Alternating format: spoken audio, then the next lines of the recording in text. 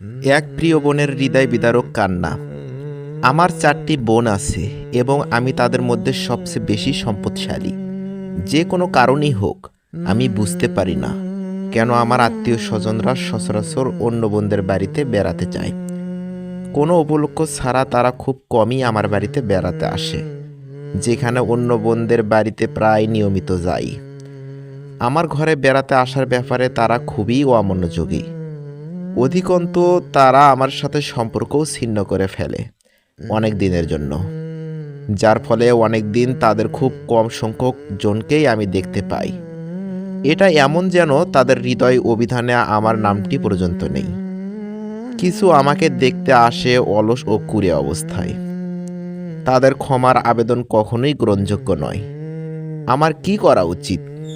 বোনদের মধ্যে আমি সবচেয়ে উদার, যারা আমার বাড়িতে বেড়াতে আসে তাদের কাছে। তবু আমি আমার বোনদের কাছে সামান্য অভিযোগ করি না।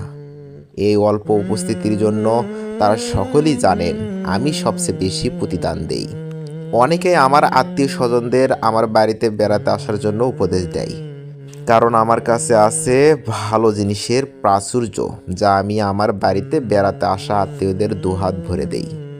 এত কিছু সত্ত্বেও তারা আমার সাথে দূরত্ব বাড়িয়েই চলে। সমস্যাটা কি? কেন এই পরিত্যাগ? আমি কি 5 বোনের একজন না? কেন তারা আমাকে তাদের ঘনিষ্ঠতা থেকে দূরে রাখে? তারা কেন আমার সম্পর্কে ভুলে যায়? এটাই আমার হৃদয় বিদারক ঘটনার শেষ। আমি কে তা জেনে কী বা হবে?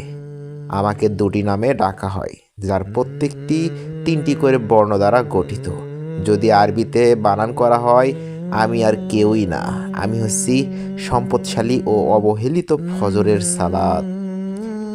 আমার অভিযোগ সেই সব মুসলিম সম্পর্কে যারা আমাকে ত্যাগ করেছে।